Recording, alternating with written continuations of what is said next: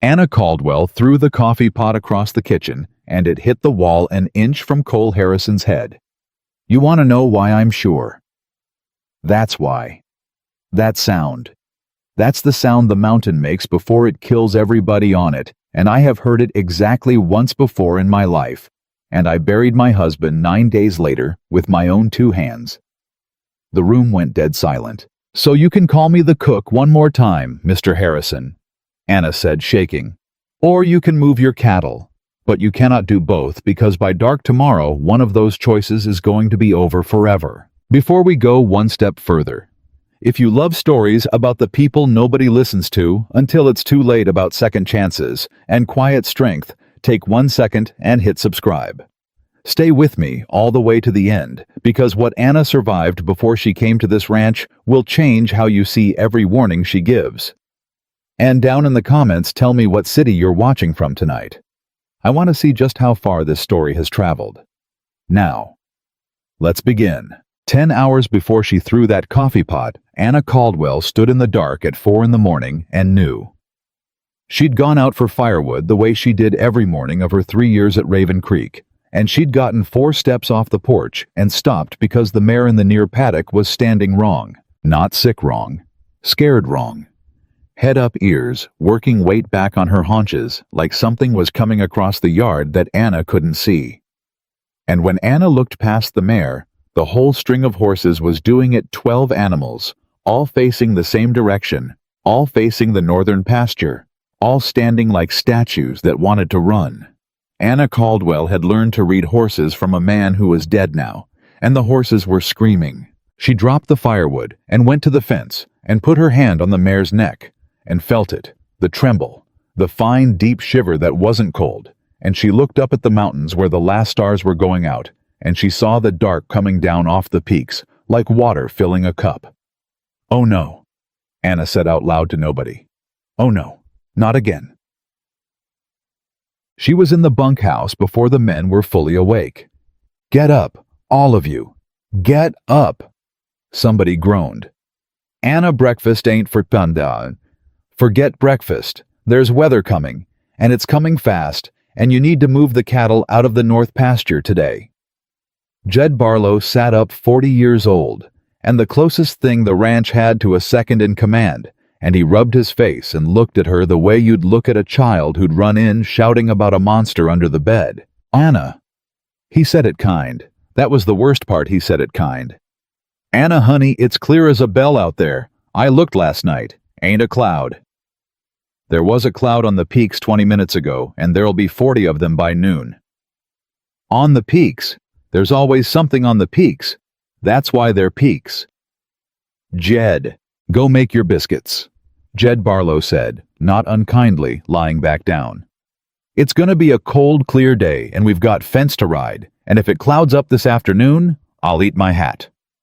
And Anna Caldwell stood in that bunkhouse doorway and understood the way she'd understood 100 times in 3 years, that she could see the thing coming, and she could not make one single person turn their head to look at it. She tried Cole Harrison next because Cole was the owner, and if she could turn Cole, she could turn all of them. She found him in the barn, saddling the big bay, and she'd rehearsed it on the walk over. "Calm, Anna, be calm. They don't listen to the one who shouts," and she said level as she could. "Mr. Harrison, I need 3 minutes."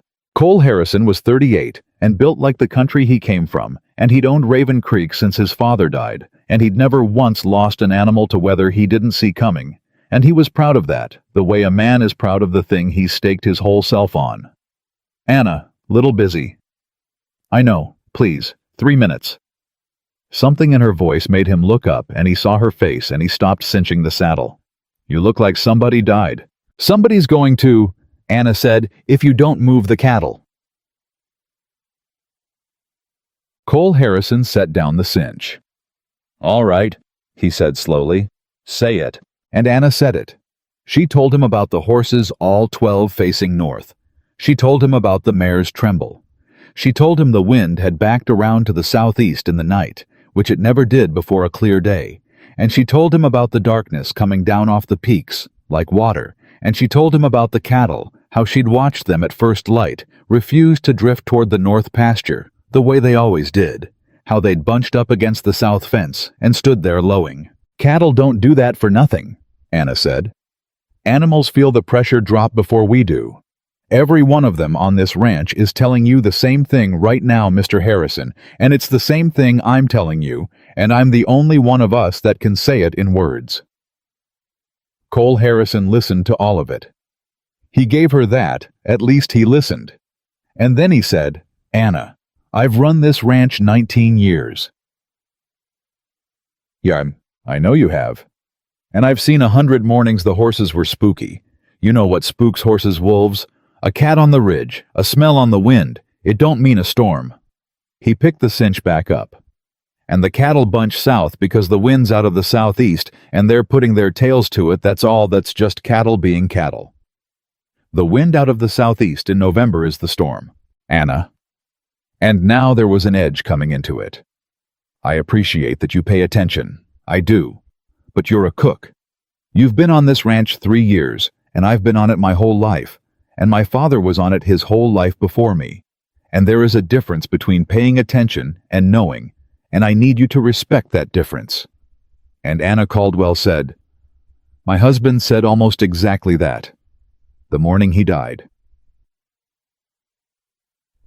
The barn went quiet. Cole Harrison had never heard Anna mention a husband. 3 years, and she'd never said one word about her life before Raven Creek, and he'd assumed the way everybody assumed that there wasn't much to it. A cook, a quiet woman who made good biscuits and strong coffee and kept to herself. "You were married," he said. "I was." "What happened to him?" And Anna Caldwell looked at Cole Harrison and decided standing in that barn to give him the one thing she'd never given anybody on that ranch because it was the only thing left that might make him listen. "A storm like this one happened to him," she said. "In the Absarokas 7 years ago. We had a little place, him and me, 40 head and a cabin. And I woke up one morning and the horses were standing wrong. And I told him. I said, 'Tom, something's coming.' And he laughed at me, and he kissed my forehead, and he said, 'Annie, you worry too much,' and he rode out to bring the cattle down off the high meadow." Cole Harrison did not move. "And the storm came in at noon," Anna said. "Just like this one's going to. And it came in so fast and so hard that a man 300 yards from his own door could not find it, and Tom Caldwell froze to death 800 yards from the cabin where I was standing in the window with a lamp, and I did not find his body until the thaw in April, and he was pointed at the house. He'd been crawling toward the lamp. He got within 400 yards, and then he stopped." Shang. Nobody said anything for a long moment. "Anna," Cole said. "I'm sorry, I am. But you think it's a coincidence," Anna said. "You think a grieving woman sees a storm in every cloud." "I know. I'd think it too. Everybody thinks it, and I've stopped trying to argue them out of it because you can't argue a person into believing you when they've already decided what you are." She turned to go. "But I'm going to tell you one thing before I go make your breakfast. Mr. Harrison, and I want you to remember, I said it." She stopped at the barn door. 7 years ago, I couldn't save one man because he wouldn't listen. Today, there's 14 men on this ranch, and I can see the exact same thing coming, and every one of you is going to laugh at the cook, and I am going to spend the whole day trying to save your lives anyway, and some of you are going to hate me for being right, and I have made my peace with that. I made it a long time ago. Dr. Mag. She made breakfast. That was the thing that stuck with Cole Harrison afterward, that after all of it, she went in and made breakfast for 14 men, biscuits and gravy and eggs and coffee strong enough to stand a spoon in, and she set it all out, and she didn't say another word about the weather. She just watched them eat. She stood by the stove with her arms folded and watched 14 men she'd just warned would die, eat her biscuits and laugh about the crazy cook, and she didn't argue with a single one of them. But she did 3 things while they ate, and none of them noticed. She filled every water vessel in the kitchen, every pot, every pitcher, every basin, and set them near the stove where they wouldn't freeze. She went to the pantry and took inventory out loud, under her breath, counting days. And she went to her own room and came back with a coat that wasn't a woman's coat. It was a man's coat, heavy canvas and wool patched at the elbows, far too big for her. It had been Tom Caldwell's. She'd carried it 7 years and 4 ranches, and she'd never once worn it. And she put it on over her apron and buttoned it to the throat and went back to the stove, and Jed Barlow looked up and laughed. "Cold in here, Anna." "It's going to be," Anna Caldwell said. By 10 in the morning, it had clouded over. By 11, the clear blue sky was the color of a week-old bruise, and the wind had come up hard out of the southeast, and the temperature had started to drop the way it drops when something's pulling the heat out of the world. And Cole Harrison stood in the yard and looked north at the mountains and could not see them anymore. They were just gone. Where the peaks should have been, there was a wall. A gray-white wall from the ground to the top of the sky, and it was moving toward the ranch. And Cole Harrison had lived on that land his whole life, and he had seen a lot of storms come off those mountains, and he had never once seen one look like that. Jed Barlow came up beside him, and neither man said anything for a moment. "Jed," Cole said finally, "the cattle in the north pasture." "Yeah. How long to move them?" "Jed." Barlow looked at the wall coming down the mountain, and he looked at the north pasture 2 miles off, and he did the arithmetic that Anna Caldwell had done at 4 o'clock that morning, and his face went gray. "Too long," he said. They tried anyway. That was the thing, they weren't stupid men and they weren't cowards, and the second they understood, they moved. Cole put every hand he had on a horse and sent them north at a gallop to bring the cattle down before the wall hit, and for about 40 minutes it looked like they might make it, and Anna Caldwell stood on the porch in her dead husband's coat and watched them ride toward the storm and prayed to a God she wasn't sure she believed in anymore. And then the wall hit and the world went white. It didn't come gradually. That was what nobody who hadn't lived through one ever understood. It didn't get snowy, and then snowier. 1 second, Cole Harrison could see his men 2 miles off, and the next second, he could not see the hand in front of his own face, and the wind hit him like a wall of freight, and the temperature dropped 30 degrees in the space of a breath. And somewhere out in that 2 miles of white were 11 men on horses who could no longer see the ranch, the pasture, the cattle, the ground, or each other. And Cole Harrison stood in his own yard blind and understood that he had sent 11 men to die because a cook had told him not to, and he hadn't listened. Cole. He couldn't tell where it came from. The wind took every sound and tore it to pieces. "Cole Harrison, get inside." A hand closed on his arm. Small, strong, sure. Anna. She had a rope tied around her waist and the other end tied to the porch rail. She'd rigged it in the 90 seconds since the wall hit. Because she'd known exactly what was coming, and she'd been ready.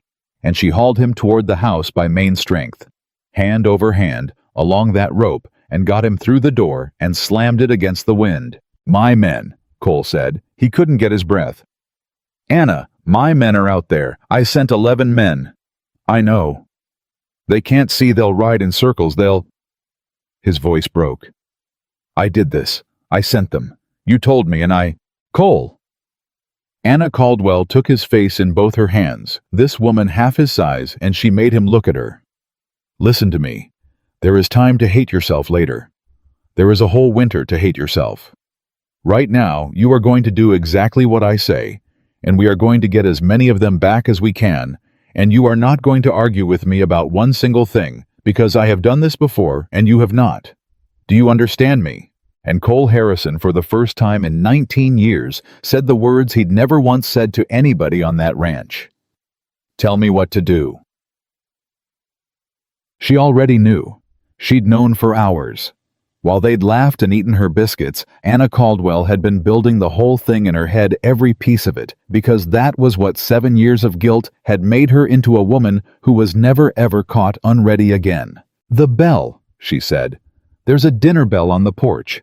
You're going to ring it, and you are not going to stop ringing it, not for 1 minute, not for 6 hours, because sound is the only thing that carries through this, and a man who's lost can follow a bell when he can't see a lamp. You ring it in a pattern 3 and 3 and 3, so they know it's a call and not the wind." Cole said, I'll freeze on that porch. You'll tie yourself to the rail with the rope I already rigged, and you'll wear every coat in this house. And you will ring that bell, because those are your men, and you sent them, and now you're going to be the sound they follow home." Her voice was iron. "That's the price, Cole. You didn't listen this morning.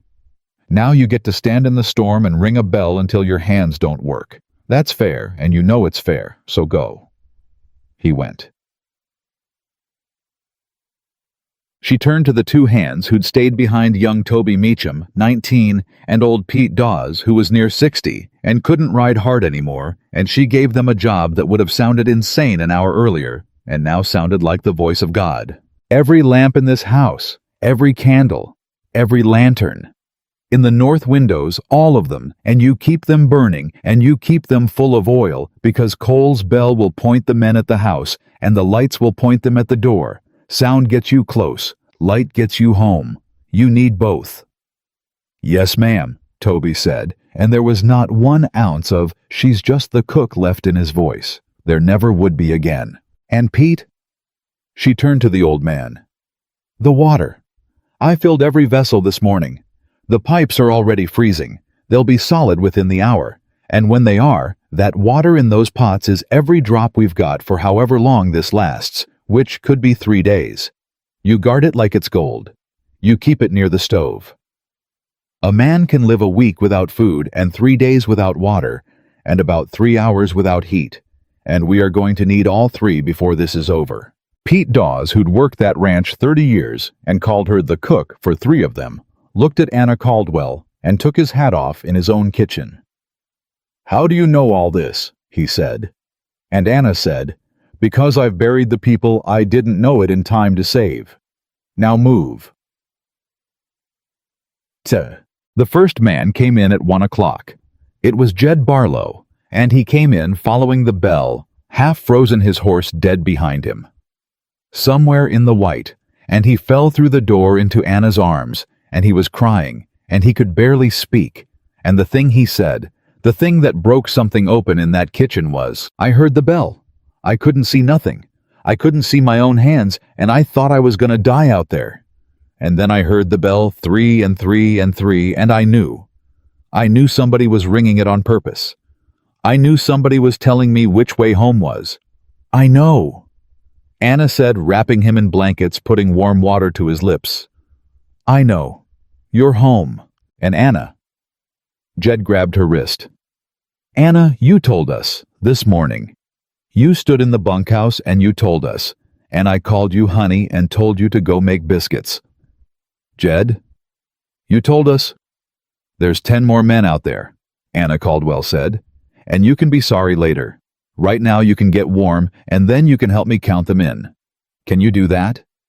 And Jed Barlow wiped his face and said, "Yes, ma'am." Jold. They came in one at a time all afternoon, following a bell rung by a man tied to a porch rail, with frozen hands and a house full of lamps burning in the north windows. 2 o'clock, 3 o'clock. A man every 20 or 30 minutes half dead following sound and light through a white that had swallowed the whole world. And every single one of them came through that door and looked for the person who'd saved them, and found her standing at the stove in a dead man's coat, with hot water and dry blankets and a voice like iron, and every single one of them understood in the space of a heartbeat that they had been wrong about Anna Caldwell for 3 years. By dark 9, men were in the house, 9 of 11. And Cole Harrison came in off that porch when his hands finally quit. Toby took over the bell, and he counted the men wrapped in blankets on the kitchen floor, and he counted them again, and he looked at Anna, and his face was a thing she'd remember the rest of her life. 9, he said. "Anna, there's 9. Where's—" He counted again. "Where's Danny Rourke and the Osler kid?" And the kitchen went silent, and the bell rang 3 and 3 and 3 out in the dark, and nobody answered it. Joe. Anna Caldwell looked at the 8 surviving men who could still stand, and she looked at Cole Harrison, and she made the calculation that she had sworn 7 years ago she would never have to make again, the calculation of who you can still save and what it costs and how much you're willing to spend. "How long since the last man came in?" she said. Cole looked at the window at the black and the white. 40 minutes, maybe more. Then they're either sheltered or they're down, Anna said. If they found a draw or a deadfall to get out of the wind, they'll live till morning, and we go out at first light. If they're down in the open. She didn't finish it. She didn't have to. Every man in that room had been out in it, and every man in that room knew what down in the open meant. I'm going out, Cole Harrison said. No, Anna said. You're not. They're my men, and you can't see 6 inches, and you don't know where they are, and you'll die 100 yards from this door, and then I'll have lost the man and the men, Anna Caldwell said. I have crawled to a frozen body across the snow, Cole Harrison. I know exactly what's out there, and exactly what it costs, and I am telling you, nobody goes out into that tonight. Not you, not me, not anybody. We ring the bell, and we burn the lamps, and we pray those 2 boys were smart enough to find a hole, and at first light when we can see we go get them. And if they're gone, her voice caught just once and steadied. If they're gone, then we did not throw good lives after them in the dark, which is the only mistake worse than the one you already made this morning.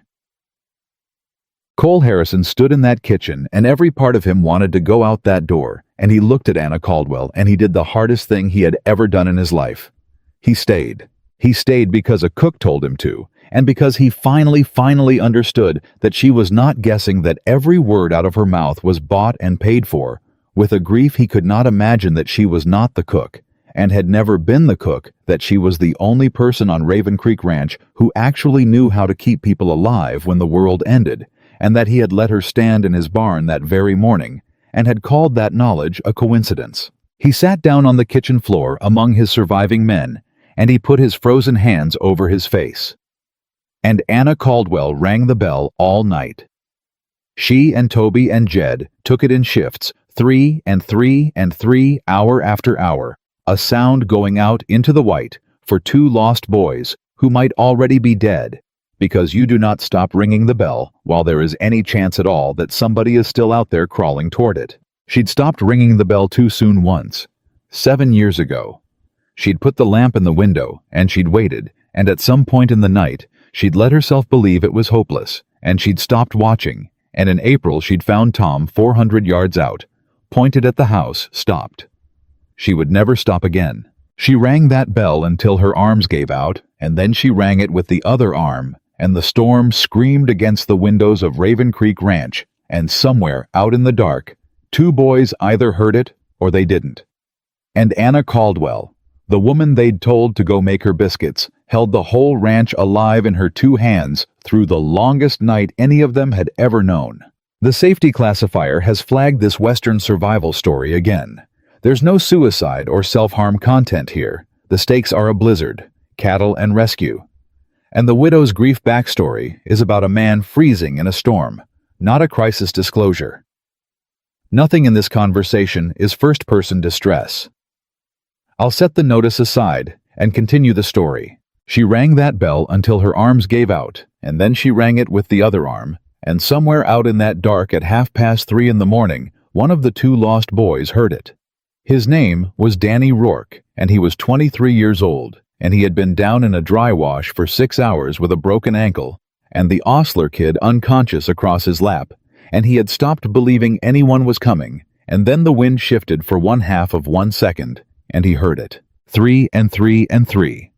Danny Rourke would tell that story for the rest of his life, how a man gives up in the dark, how the giving up is a warm feeling, how it stops hurting and starts to feel almost kind, and how the only thing on God's earth that pulled him back from it was a sound coming through the storm in a pattern that the wind could never make on its own.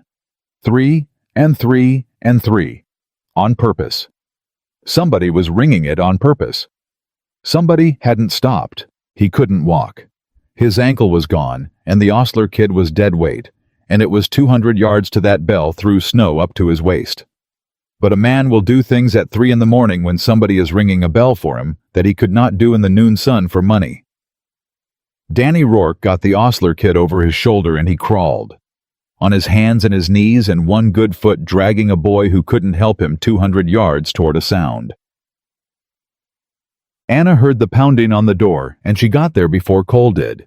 She hauled it open against the wind, and Danny Rourke fell through it face first, with a body across his back. And Anna Caldwell, who had crawled to a frozen husband 7 years ago and been one day too late, got her arms around both those boys and pulled them inside, and she was making a sound that wasn't crying and wasn't laughing. It was something older than both. "He's alive," she was saying, her hands already on the Osler kid's throat, feeling for it. "He's alive. He's got a pulse. He's cold, but he's alive." "How?" Cole was on his knees beside her. "Anna, how do we—" "Slow." She had already stripped off her husband's coat and was wrapping the boy in it. "Warm him slow. You warm a froze man too fast, and his heart stops. The cold blood comes off his hands and legs all at once, and it stops the heart. I've seen it. I watched a man survive a whole storm and then die in front of a fire because they warmed him too fast. Slow. Warm water, not hot. Blankets, not flame. His middle first, chest and belly, never the hands and feet first. Toby, warm water the pots by the stove. Warm, not boiling, do you hear me?" "Yes, ma'am." "Danny." She turned to Rourke, whose ankle was swelled up black inside his boot. "Danny, look at me. You crawled 200 yards on a broke ankle carrying a man. Do you understand what you just did?" And Danny Rourke, 23 years old, gray-faced, said the thing that none of them ever forgot. "You didn't stop ringing it," he said. "Everybody stops. Everybody gives up. You didn't stop." And Anna Caldwell said, "No, I don't do that anymore." 11 men. 11 men had ridden out into the white that afternoon, and 11 men were alive in that kitchen at 4 in the morning. Some of them frostbit, some of them broken, all of them alive. And the reason they were all alive had a name, and every single one of them knew it now, and not one of them would ever again call her the cook. Cole Harrison sat against the kitchen wall as the gray dawn came up on the second day of the storm, because it wasn't over. It was nowhere near over. The wind still screamed, and the white still pressed against every window, and he watched Anna Caldwell move among his men. She'd been awake 24 hours. She'd rung a bell until her arms failed, and then rung it with the other one. She'd talked a boy back from freezing, and she'd kept another one's heart from stopping.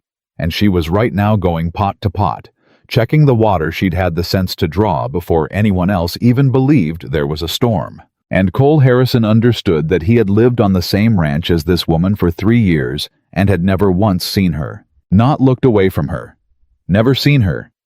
She had been furniture to him, a function.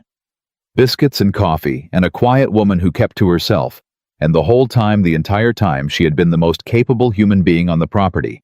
And the only reason he'd never known it was that he'd never had a reason to look. And now 11 men were alive because on the one morning it mattered, she'd made him look. "You should sleep," he said to her low so the others wouldn't hear.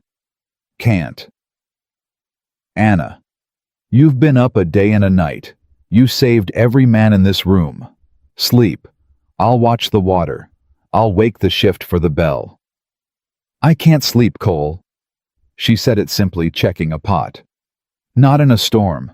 I haven't slept through a storm in 7 years. My body won't do it anymore. So don't waste your kindness on it. Save it for the men who can use it." Cole Harrison looked at her a long moment. "Tell me about him," he said. Anna's hands went still on the pot. "Your husband," Cole said. "Tom. Tell me about him. Not how he died. You told me that. Tell me about him. Because I've had a cook named Anna Caldwell for 3 years, and it turns out I don't know one true thing about her. And I've got a feeling that's the worst mistake I've made in a life with a lot of mistakes in it. And I'd like to start fixing it now tonight, while the storm's still on, because I don't ever want to forget how it felt to find out I was wrong about you." Anna Caldwell sat down against the wall next to him, the first time she'd sat in a day and a night, and for a while she didn't say anything. "He was funny," she said finally. "That's the thing nobody remembers about the dead. They remember the last part, the dying, and they forget that mostly a person is just funny or not. And Tom was funny. He could make me laugh when I was so mad at him I could have thrown him down the well. And he was a good hand. Cole, he was a better hand than me with stock. That's the part that—" She stopped. People think I must be the careful one because I lived and he died. But he was better with animals than I ever was. He just didn't watch the sky. That was the one thing. He read everything on the ground, and he never once looked up. And I read the sky, and I used to tease him about it. I used to say, Tom Caldwell, one of these days, the sky's going to matter, and you're going to wish you'd looked up. Cole Harrison said nothing. And then, the one day it mattered. Anna said, he didn't look up. And I did. And I told him. And he kissed my forehead and rode out anyway, and I've spent 7 years trying to figure out whether I could have stopped him, whether if I'd screamed instead of said it calm, whether if I'd stood in front of the horse. Her voice broke finally after a day and a night of iron. You can't make a person look up, Cole. That's the whole thing I learned. That's the only thing I know that nobody else on this ranch knows. You can see it coming clear as day, and you cannot make one single person turn their head, and then they die, and you're the one left standing in the window with the lamp. Bapkaki. Cole Harrison sat with that for a long time. I almost did it too, he said quietly. This morning, I almost was Tom. I know. You told me plain, in the barn, every sign you laid it out, you even... His jaw worked. You even told me about him, about Tom. You gave me the worst thing that ever happened to you as evidence to try to make me look up, and I stood there, and I told you there's a difference between paying attention and knowing. He laughed, and there was no humor anywhere in it. There is a difference. You're right. And it turns out you were on the knowing side the whole time, and I was on the paying attention side, and I had it exactly backwards, and 11 men almost died of it. But they didn't. Because you didn't give up on us, even after we gave up on you, Cole said. That's the part I can't. Anna, I called you the cook this morning. To your face. And then the storm hit, and you could have said, I told you so, and gone to your room, and let us drown in it, and it would have been fair. And instead, you tied a rope around my waist and put me on a bell and saved every man who laughed at you. Why? Why would you do that for men who wouldn't listen? And Anna Caldwell said, because I know exactly what it feels like to be the one left alive. And I would not wish it on my worst enemy. And none of you are my worst enemy. You're just men who didn't look up. Some. The second day of the storm was worse than the first. That was the thing about a real blizzard. The thing the men were learning, and Anna already knew it didn't spend itself. It sat. It parked itself over the valley, and it stayed hour after hour.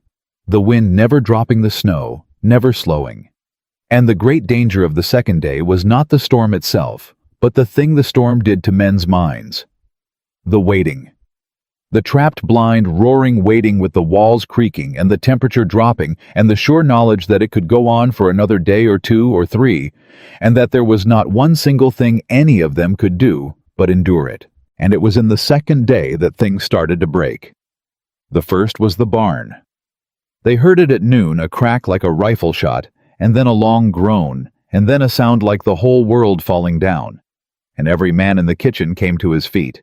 And Jed Barlow got to the window and wiped it, and stared out into the white, and said, The barn. Cole. The north half of the barn just went. The snow load, the roof's down. And Cole Harrison said, The horses. 6 horses were in the north half of that barn. The best 6 on the ranch. The breeding stock.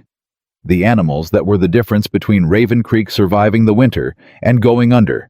And they were under a collapsed roof in a blizzard, and if they weren't already dead, they were trapped and freezing, and every instinct in Cole Harrison's body stood him up and pointed him at the door. No, Anna said. Anna. No, Cole. Look at me. No. Those are my best 6 horses. That's the whole... I know what they are. Anna Caldwell stood between him and the door all 5 feet, and nothing of her, and she did not move. I know exactly what they're worth, and I know exactly what it means to lose them, and I am telling you that you cannot see, and the barn is down, and you will go out into a whiteout to a collapsed building full of panicked horses, and you will get kicked in the head or fall through a beam or simply lose the house in the white and freeze. And then you will be dead, and the horses will still be dead, and you will have traded your life for nothing. I can't just... You can, Anna said. That's exactly the thing you have to learn, and you have to learn it right now today. or you're going to die on this ranch some winter and leave all these men without you. You can stand here and let 6 horses die, because going after them is death, and it is the hardest thing a man like you will ever do, and it is the only right thing, and I am not going to let you out that door." Cole Harrison stood there shaking, and the horses screamed in the wind, and every man in that kitchen watched to see what the owner of Raven Creek would do. And Cole Harrison sat down. He sat down, and he put his face in his hands, and he let 6 of the best horses in Wyoming die 100 yards away because a cook told him it wasn't worth his life, and it was the single hardest thing he had ever done. And he understood as he did it that Anna Caldwell had probably done 10 harder things than that, alone, with nobody to tell her she was right. "How do you do it?" he said, muffled into his hands. "How do you make that call? How do you decide what you can't save?"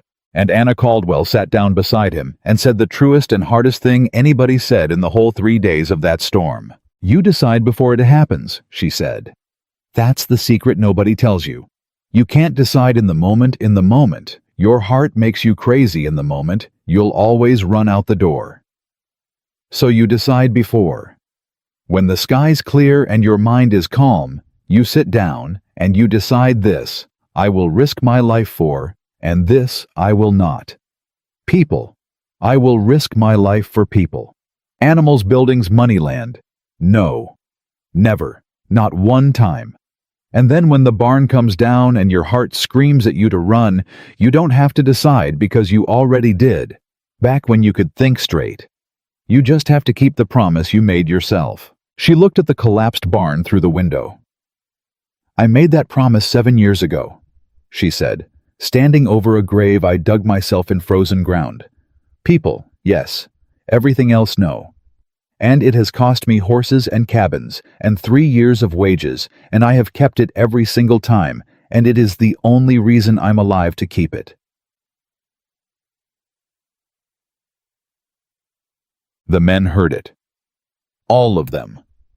And something moved through that kitchen that afternoon that was bigger than gratitude, bigger than the shock of being wrong about her. It was the thing that happens when people in a crisis realize that one person among them actually knows the way through, and it settles the whole room. It changes the air. Because the worst part of any disaster is not the danger, it's the not knowing. And Anna Caldwell knew. She knew when to fight and when to wait. She knew to warm a frozen man slow and from the middle out. She knew to guard the water and burn the lamps and ring the bell in 3s. She knew that you could not save the horses and that you had to let them go, and she knew how to let them go, which was the thing none of them had ever learned, because they'd spent their whole lives being the ones who saved things. And in the second night of the storm, with the barn down and 6 horses dead and the wind still screaming, Pete Dawes, old Pete, near 30 years on that ranch, said the thing out loud that all of them were thinking. "Anna," he said, "where'd you learn all this? And don't tell me paying attention. A person don't learn to call the death of 6 horses by paying attention. Where'd you learn it?" And Anna Caldwell was quiet for a moment, and then she told them the part she'd never told anyone. The part underneath the part about Tom. And it changed everything. "Say, after Tom died," she said, "I couldn't stay on our place. Couldn't look at the meadow where I found him. So I sold the 40 head and I left. And I didn't know where I was going. I just went, and I ended up doing the only thing a widow with no people can do out here, which is move from settlement to settlement working for my keep. Cook. Laundry. Whatever they'd pay a woman for." The men listened. Nobody moved. And everywhere I went, Anna said, I watched, because I'd learned what happens when you don't. I watched the old-timers, the ones who'd survived 40 winters. The trappers, the Indian women who knew that country 1,000 years before any of us. I watched every single one of them, and I asked questions, and I remembered. I spent 6 years doing that, Cole. 6 years of frontier settlements moving with the seasons, and everywhere I went, I collected it. How the old Shoshone woman in the Wind River country read the elk moving down early. How a Norwegian at a trading post taught me the wind backing, that means a real blow's coming. How a mountain man showed me, you warm a froze man from his heart out, or you kill him. 6 years. I put it all together. Every hard lesson that anybody in that country had paid for in blood, I gathered it up because I had decided standing over Tom's grave that I was never going to be caught not knowing again. Never. Not one more time. She looked around the kitchen at 11 men wrapped in blankets alive. So when I say I paid attention, Anna Caldwell said, "That's what I mean. I paid attention for 6 years on purpose, because the one time I didn't, the person I loved most in the world crawled 400 yards toward a lamp and didn't make it. That's not a gift. That's not luck. That's not a woman's intuition the way you men like to say it. That is 6 years of hard study bought with the worst grief a person can carry, and I have been standing in that kitchen for 3 years with all of it inside me, and not one of you ever thought to ask what the cook knew." Ted. The kitchen was silent for a long, long time. And then Cole Harrison stood up in front of all his men, and he did a thing that no one had ever seen the proud owner of Raven Creek do. He took his hat off to the cook. "Anna Caldwell," he said, "I have been the biggest fool in the state of Wyoming for 3 years, and I found it out on the worst possible day, and 11 men are alive, because you're a better person than I deserve to have working for me. And I am going to spend a long time making that right. But right now, tonight, in front of every man here, I want to say one thing, and I want it witnessed." He looked at her. "From this night on," Cole Harrison said, "there is no such thing on this ranch as just the cook. There's Anna Caldwell, who knows more about surviving this country than every man here put together, myself first among them. And any man who forgets it can come see me, and any decision about weather or stock or safety on this land, she has a voice in it equal to mine, because she earned it in one night of a storm that would have killed all of us, and I'll not have it any other way." And the men, every one of them, Jed and Pete, and young Toby and Danny Rourke with his broken ankle, said low and rough and certain, "Aye." But Anna Caldwell did not smile. That was the thing Cole noticed, and it stopped him. He didn't know what he'd expected. Relief, maybe. Pride. Some easing of the thing she carried. And instead, her face had gone still and closed, and she looked almost afraid, and she said quietly, so only he could hear, "Don't. Anna, don't do that, please." Her hands had started to shake, and it wasn't the cold. Cole, I don't know how to be that. I know how to be invisible. I've been invisible 7 years. It's safe, nobody looks at the woman in the kitchen, and I have been safe in that kitchen for 3 years, and you just stood up and pointed every eye in this room at me, and I don't—" She stopped. "What is it?" Cole said gently. "What are you afraid of? You just saved 11 lives. What in God's name is there left to be afraid of?" And Anna. Caldwell said the thing that Cole Harrison would spend the rest of the winter trying to understand, the thing that told him her story wasn't finished, that there was another floor beneath the floor he'd just discovered. "The last time somebody looked at me, the way you're all looking at me right now," Anna said, "was Tom. And then he died, and I had to learn how to live with nobody looking. And I got good at it, Cole. I got so good at being nobody that it stopped hurting. And you just undid 3 years of it in one sentence, and now I'm going to feel all of them looking. And when this storm ends and you go back to running your ranch and being who you are, I'm going to be more alone than I was before, because now I'll remember what it felt like to be seen." She wrapped her arms around herself in the middle of that warm, crowded kitchen, and for the first time since the storm began, Anna Caldwell looked exactly as fragile as she'd spent 7 years pretending she wasn't. "So please don't make me matter to people," she said, "unless you're sure you won't stop. That safety notice is a false positive, same as the several before it. This is a fictional Western about a blizzard rescue. Its only deaths are weather and villainy, and nothing you've written is a first-person disclosure of distress. Per the notice's own terms, fiction of this kind needs no well-being probe. I'll set it aside and expand Part 3 as you asked."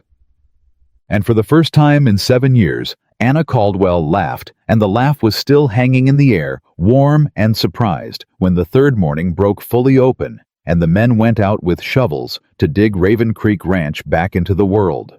But that laugh belonged to a peace they had not yet earned, because the storm was not done with them, and the worst of it was still to come. It came as the worst things always do in the deep of the second night. Anna felt it before she heard it. She'd been dozing upright against the kitchen wall, not sleeping. She never slept in a storm, but resting.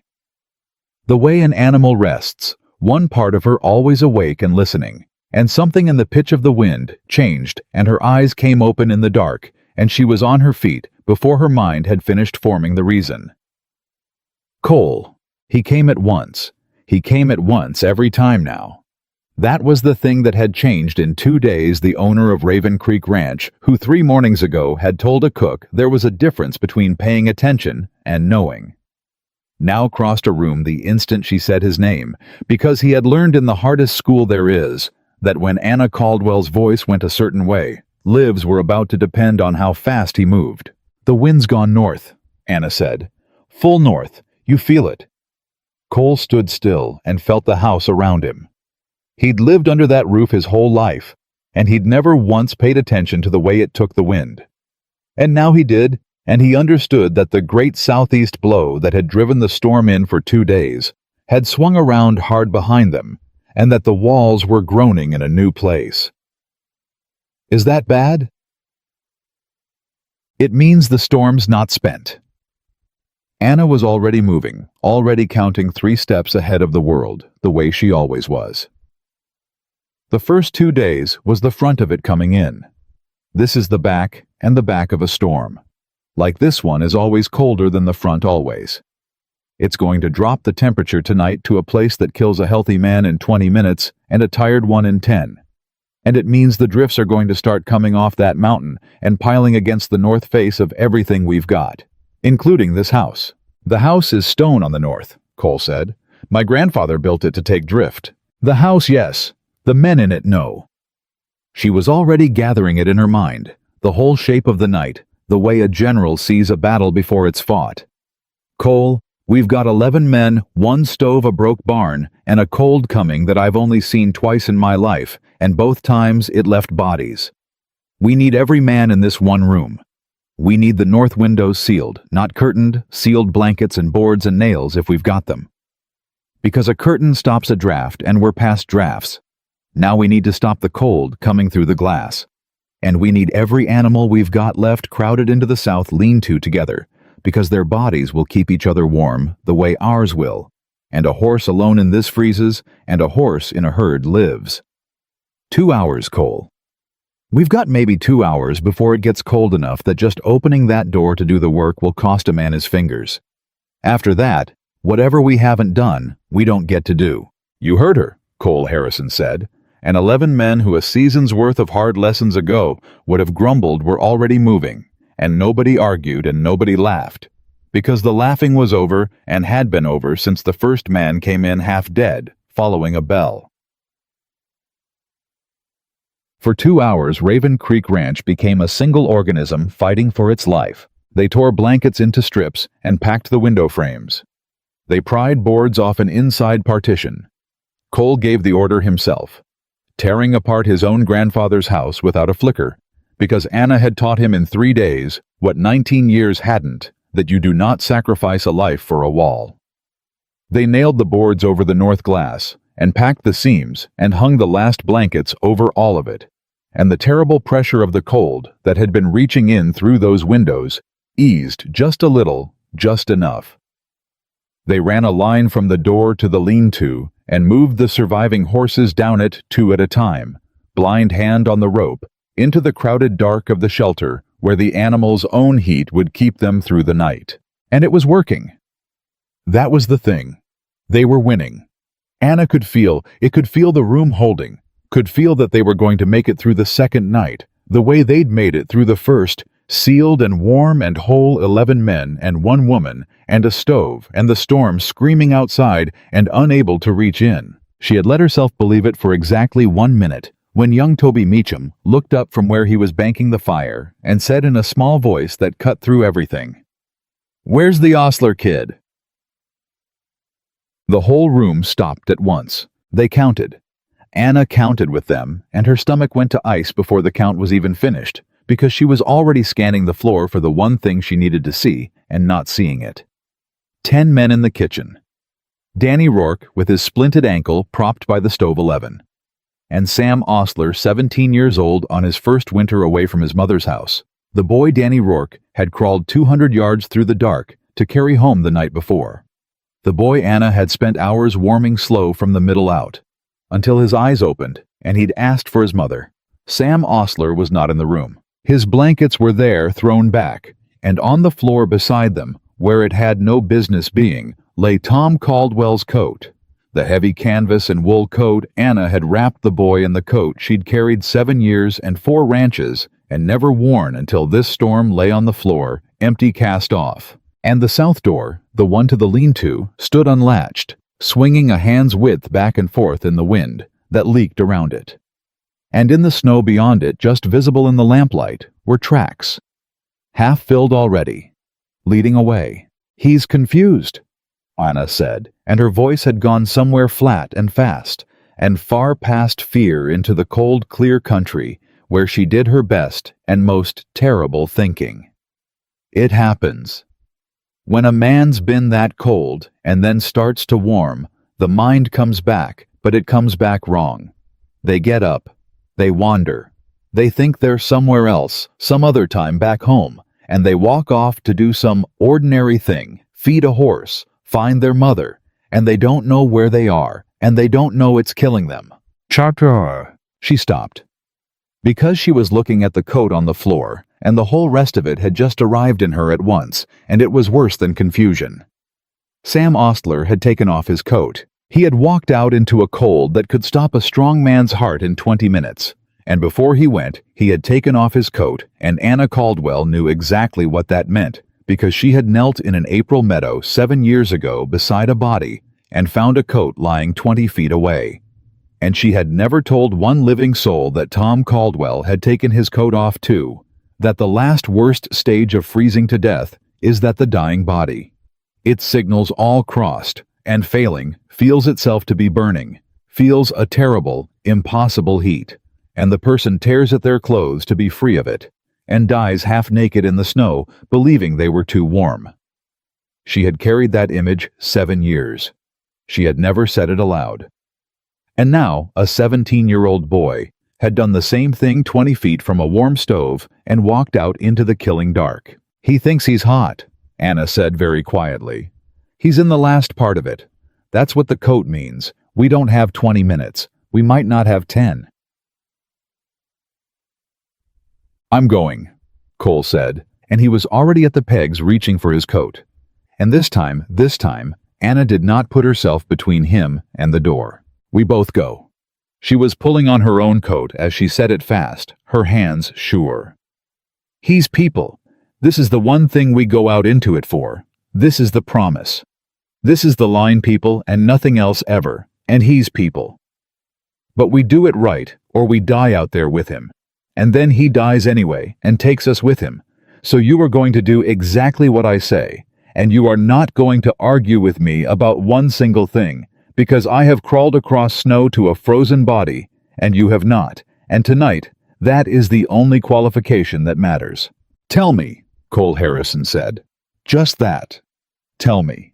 The proud man who'd run that ranch 19 years handing himself over whole to the cook, because he'd finally understood that surrendering to the person who knows is not weakness. It is the only strength that keeps people alive. Rope. She had it already, the whole long coil off its peg, and her hands were flying through the knots. We stay tied to the house and to each other. One end to this door frame, and Toby feeds it out behind us and counts it so we know how far we've gone and how far back it is. We tie the doubled length around both our waists, and Cole. She cinched it hard and looked him dead in the eye. "We do not come off this rope.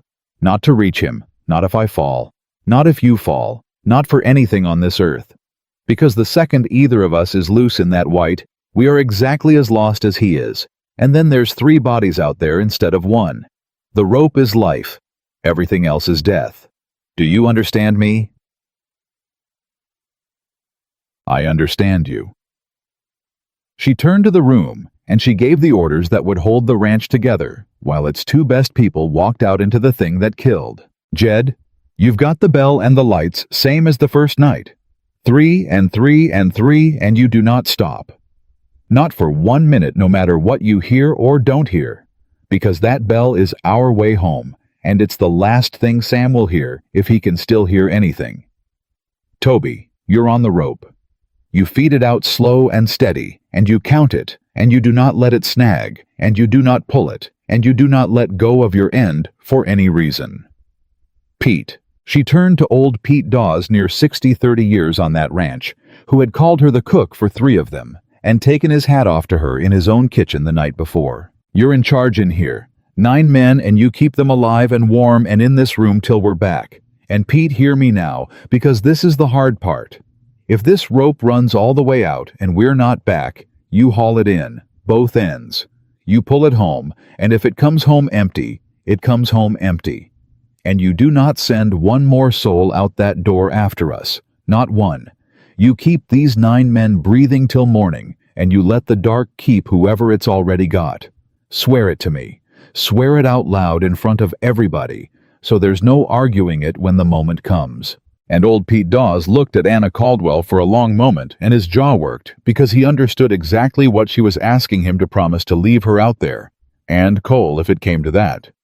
And then he said low and rough, I swear it, and meant it, because he had learned in 2 days that Anna Caldwell's orders were the difference between living and dying, and you did not soften them to feel better. Anna nodded once, and she and Cole Harrison stepped out of the light and into the dark on the end of a single rope. The cold out there was not weather. It was a living, hating thing. Cole Harrison had lived in that country his entire life, had been born and raised in. It had thought he knew every mood the mountain had, and he had never in all his years felt anything like the cold that hit him when the door shut behind them. It was not cold, the way cold is cold. It was a pressure, a physical weight, a thing that shoved itself into every gap in his clothing and pressed its thumbs against his closed eyes and reached down his throat and stole the breath before he could use it. Within 10 steps, he understood all the way to the floor of his soul, the thing Anna had been trying to make him see for 3 days. That this was not a storm a man could out-tough. That toughness meant nothing here. That the strongest man and the weakest died exactly alike and at exactly the same speed. And that the only thing on God's earth that separated the living from the dead, in weather like this, was knowing, and he did not know. And she did. And so he wrapped both fists around the rope and put his whole trust in the small, dark shape moving ahead of him through a white that had no up and no down and no direction in it anywhere at all. Sam! Anna was screaming it, and the wind tore the word to rags the instant it left her mouth. Sam Osler. Nothing, only the roar. He can't hear us! Cole shouted close to her ear, and even that close, she could barely make him out. The wind. He can't hear us, but the tracks are here. Anna was down on her knees now, and Cole watched her strip the glove off her right hand and press her bare palm to the snow, and understood that she was tracking a 17-year-old boy through a blizzard in the black of night by feel-reading with her fingers the shape of footprints her eyes could not find. They're filling, but they're still here. He went toward the lean-to, and then her hand stopped. Cole? He turned. He turned away from the shelter. He turned north. North's into the storm. I know it's into the storm. And Cole heard something come into her voice then that he had never heard in 3 days of iron, a crack that went all the way to the bottom of her. He's walking into it. He's doing what Tom did. They always walk the wrong way. Cole? That's the thing. Nobody understands. The confused mind doesn't wander in circles. It walks a straight line in the worst possible direction, because it's following some idea that isn't real, some home that isn't there. And it walks toward it with purpose, right into the teeth of the thing that's killing it. Come on, he can't be far. He can't walk fast in this feed the rope. Toby, feed it. Come on. Chapter. They found him 40 yards out from the house, and he was sitting down, and Anna knew from that alone that they had minutes and maybe less. Sam Osler sat with his back against a drift, as though it were the arm of a chair by a fire. His coat was gone. His shirt hung open, half its buttons undone because he was burning. He was so warm, he had never in his life been so warm, And he looked up at Anna Caldwell, out of a boy's face, gone the color of ash and slack with a terrible peace. And he smiled at her, and the smile was the worst thing she had seen since the April meadow. "It's warm," Sam Osler said, dreamy, far away a boy talking in his sleep. "I told him. Everybody kept saying it was cold, and I told him it wasn't cold at all." Sam. Anna had him by both shoulders, and his skin under the open shirt was cold as the drift he leaned on. "Sam, look at me. You have to get up. You have to come with me right now." "I'm just gonna rest here a minute." "You can't rest, honey. You rest here and you die here. You have to stand up." "My ma," Sam said, and his eyes drifted past her into the white searching. "Is my ma here?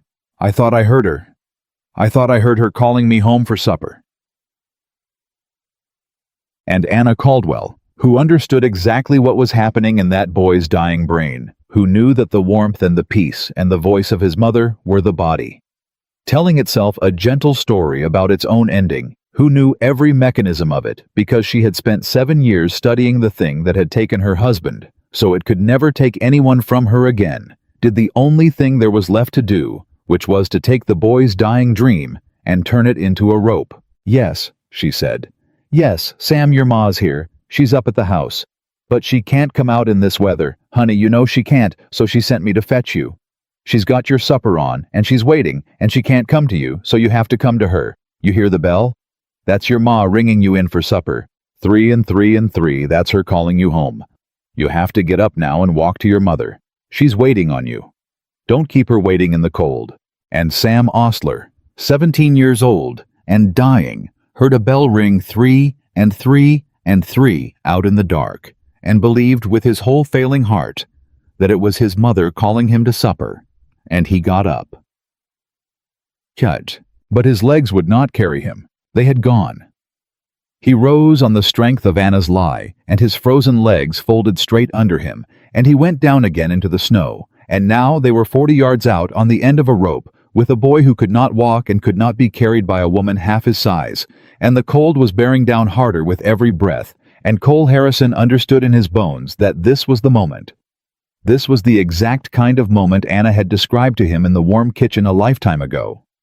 The moment when a person's heart makes them crazy, the moment you cannot decide in, because deciding is impossible, the moment you can only survive if you already made the choice, back when your mind was calm and clear. "Anna." He had to put his mouth against her hood to be heard. "Anna, I can carry him, but not and hold the rope both. I can't carry a grown boy on my back and keep my hands on the line. It's one or the other." And Anna Caldwell looked at Cole Harrison in the dark, and he watched her do the arithmetic. The terrible arithmetic. The same arithmetic she had done 7 years ago, in a whiteout, not unlike this one, and had lost. The rope carried 2. It would not carry 3, not with one of them dead weight who could not hold on for himself. 2 could go home on that rope. The third would have to go home holding on to nothing but another person's coat, and their own failing grip, and the mercy of a storm that had none. And Cole watched her decide. "Then take the rope," Anna said, and she began to untie it from her own waist. "What?" Cole's hands shot out and closed over hers, stopping them. "No, no, absolutely not. Listen to me. You're bigger and you're stronger. You carry Sam on your back and you hold the rope with both hands and you follow it home. I'll come behind you with my hand fisted in your coat. The rope carries you and the boy. It won't carry all 3 of us with one of us hanging dead. I've felt this exact cold before, and I'm telling you the truth, it won't. But it will carry you and Sam if I'm off it, and I'll hold on to you, and we all 3 go home together. And if you lose your grip on my coat..." In this Anna, it nearly tore me off the rope, and I've got both hands on it. Anna Caldwell did not answer that, and in her silence in the thing, she would not say. Cole Harrison heard the whole of it. Heard it complete and entire, heard 7 years of it, that she was giving him the rope, and giving Sam the rope, and keeping for herself nothing but a fistful of canvas, and a promise she could not keep. Because that was the arithmetic. Because the rope carried 2, and there were 3, and somebody had to be the one who went home holding on by nothing but their own will. And that Anna Caldwell had decided at a graveside 7 years before that it would always, every single time, forever be her. "No," Cole said. Cole. "No, we are not doing this. I am not walking home warm on a rope while you drown in that cold hanging onto my coat. I felt what it does. I felt it try to take me, and I've got both hands on the line and 100 pounds on you. If it can nearly take me, it takes you in a heartbeat. And you know it better than anybody alive. Which is exactly why it has to be me off the rope and not you. Because I know how to fall in this. I know how to hold on when there's nothing to hold. I've done it. Because you've decided you're the one who dies." Cole Harrison roared it into the storm, and it came out of him like something tearing loose, and it was the truest thing anyone had said in 3 days and 3 nights. "That's it. That's the whole thing, isn't it? Tom died and you lived, and you've spent 7 years deciding that next time it'll be you. That next time you'll be the one holding on by nothing. That you'll spend your whole life ringing the bell for everyone else, and you will never not once let a single soul ring it for you. And I will not do it, Anna. I will not stand in this storm and let you hand me the rope so you can be alone in the dark again. I would rather we both." "Don't you say it." "Then get on the rope." Cole's voice cracked all the way through. "Both of us and the boy, or none of us. All 3 home, or all 3 not. That's my arithmetic, and I learned it from you 3 days ago in a warm kitchen, and you do not get to teach me to keep a promise to myself and then break your own right in front of me. People, Anna. We come out into this for people and nothing else ever. You said it, it's your own law and you are people. You are the most people of any of us. Now get on the rope." "What is her?" And Anna Caldwell stood in the killing dark with her hands full of a dead husband's lesson and a living man's coat and a 17-year-old boy dying at her feet. And for the first time in 7 years, somebody had refused, flatly, furiously, immovably, refused to let her be the one who held on by nothing. Something broke in her. Not her will. Her will was iron and always would be. What broke was the coat, and the other locked white-knuckled on the rope. All 3 of them hauling hand over frozen hand, along a line they could not see toward a bell they could barely hear. Twice the storm nearly had them. Twice Anna felt her own grip on the rope failing, felt her fingers simply stop. Felt the cold reaching into the joints of her hand and prying them open one at a time. And twice without a word. Cole Harrison took one hand off his own hold and clamped it over hers and physically pressed her frozen fingers back into the rope and held them there. "I've got you. I've got you. Don't you let go. I've got you." Not shouted. She couldn't have heard it shouted. Just his hand over her hand again and again holding her to the line she was supposed to have given up keeping the promise she'd tried to break. And they came out of the white and into the light of the north windows. Jed had left one board off, one lamp burning against her own orders, because he'd gambled. They'd need light more than they'd need the seal. And he was right, and they fell through the door together, all 3 into a kitchen full of men who hauled them in by their coats and their arms, and slammed the storm out behind them and did not stop hauling until every one of the 3 was all the way inside, and the bar was down across the door. "Baby." Sam Osler lived. It was a near thing, the nearest thing, and it took the rest of that night. Anna would not let them near him with heat. She stood over the boy like a hawk and warmed him. The only way that doesn't kill slow. And from the middle, out, warm cloths on his chest and his belly. Never the hands and never the feet. Never near the fire. Warm water, a spoonful at a time when he could swallow for hours all through the black heart of the second night, while the storm screamed itself hoarse against the walls. And somewhere near the gray edge of dawn, Sam Osler asked for his mother, in a voice that was his own again, small and frightened and alive. A 17-year-old boy who knew where he was and knew he had almost not been anywhere at all, and he began to cry, and Anna held him while he did, and he lived. They all lived. That was the whole of it when the third day came, and the wind finally began to spend itself, when the roar dropped to a moan, and the moan dropped to a wind that was only a wind. 11 men and 1 woman walked out of Raven Creek Ranch alive into a buried world, and there was not one soul among them who did not know exactly whose 2 hands had held them all through the dark. But it was in the gray quiet of that third morning after the danger had passed and before the shovels had started that Cole Harrison found Anna alone by the stove and said the thing he had been carrying since the rope, the thing he could not leave unsaid. "You were going to do it," he said. Quiet, just the two of them. "Give me the rope and stay off it. You'd already decided it before we ever went out that door. You told Toby to bring enough rope for two." "I heard you." "Two. There were going to be three of us out there, and you told him two on purpose because you'd already worked out that you'd be the one hanging on by nothing." Anna did not deny it. Her hands went still on the pot she was tending. "I always bring enough rope for everyone but me," she said. And then, because he had earned the whole truth on the end of that line, she gave it to him, the thing underneath the thing, the floor beneath the floor. "It's not that I want to die, Cole. I need you to understand that because from the outside it looks exactly like that, and it isn't that. I don't want to die. I never wanted to die. It's that a long time ago I stopped believing I was one of the people who get saved. There's the people who ring the bell, and there's the people who follow it home. And after Tom, I decided I was a bell ringer. That's all. That my whole use in the world was keeping other people alive. And a bell doesn't need saving. A bell just rings until it can't ring anymore. So when the moment comes, and the rope only carries two, of course I'm the one who lets go, because you don't save the bell.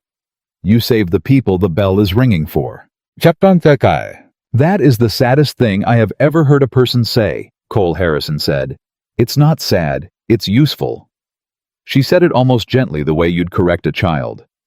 "A person who's decided that is a person who'll always give you the rope, Cole. Always. Every time. And that's exactly the person you want beside you when the storm comes down. Everybody wants that person. Everybody's grateful for that person. I don't want that person." Cole crossed to her and turned her by the shoulder so she had to look at him. "I want you. Do you understand the difference? 3 days ago, you were the cook to me, and I am going to be ashamed of that until the day I die. And now I know exactly who you are. The most capable, the bravest, the most. And none of it is the thing I'm trying to say." He stopped and started again, and this proud, stubborn, walled-off man, who had not asked another human being for anything in 19 years, reached down into himself and found the words. "The thing I'm trying to say is that out there on the rope, when the cold was trying to take you and I put my hand over your hand and held your fingers to the line, that was the first time in 11 years since my own wife passed that I felt there was something in this world I could not stand to lose. And the whole time I was feeling it, you were trying to hand me away to lose it. You were trying to give me your half of the rope so I wouldn't have to watch you drown, and it made me, Anna, it made me want to howl. Because I have finally, in the back half of my life, found the one thing I cannot lose. And it turns out she's spent 7 years deciding she's the one who doesn't get kept." Chapter 10. Anna Caldwell stood by the stove and did not weep, because she had not wept in front of another living person in 7 years, and did not remember how to start. "How do you do it?" Cole said softer now. "How do you make that call, give me the rope, stay off it? Decide in cold blood that you're the one who dies? I watched you do it in about 2 seconds out there, and I've been in that storm my whole life, and I could never. You decide before it happens." Anna's voice was steady again, back on the ground. She knew the ground of the thing she'd learned instead of the thing she felt. "That's the secret nobody tells you, Cole, and it's the only real one I've got. You cannot decide in the moment. In the moment your heart makes you insane. In the moment you'll always run out the door, always reach for the horse in the burning barn, always try to save the one who can't be saved, and die doing it. So you decide before. When the sky's clear and your mind is quiet, you sit yourself down, and you decide cold and clear, this I will die for, and this I will not. People, yes, I will die for people. Animals, buildings, money, land. No. Never. Not once. And then when the barn comes down, or the boy walks into the storm and your heart starts screaming at you to throw your life away, you don't have to decide anything, because you already did, back when you could think. You just have to keep the promise you made yourself in the calm. She looked out the window at the buried world. "I made that promise 7 years ago," she said. "Standing over a grave, I dug myself in half-frozen ground with a broke shovel. People, yes. Everything else, no.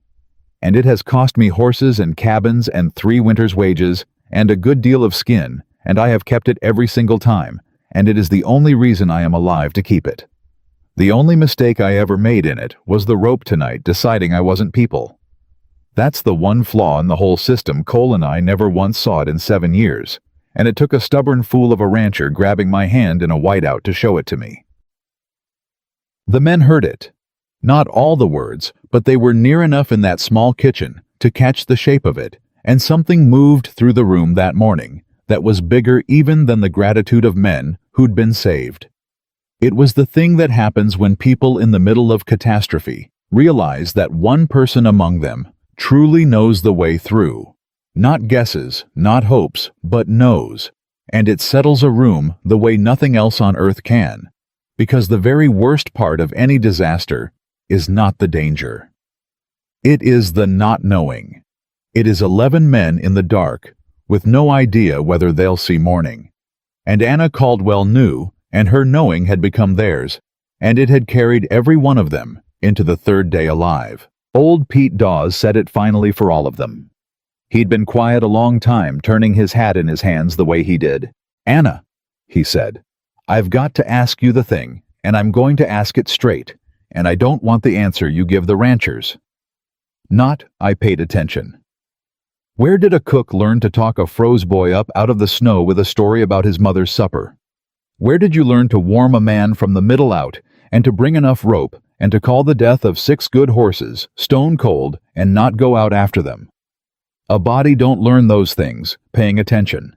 Those are things a person pays for. So where'd you pay? And Anna Caldwell was quiet a moment, and then she told them the part she had never told anyone.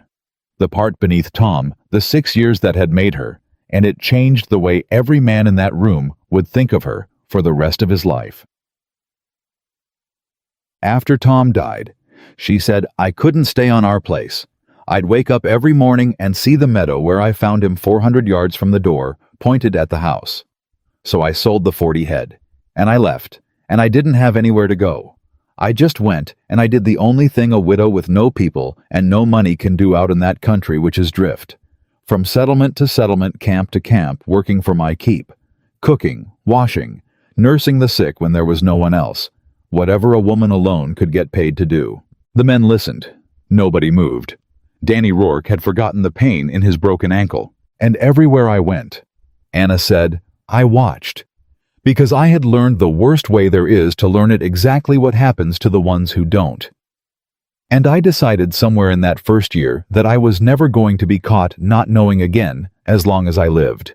Never. Not one more time. So I hunted it down. The knowing. I found the people who had it.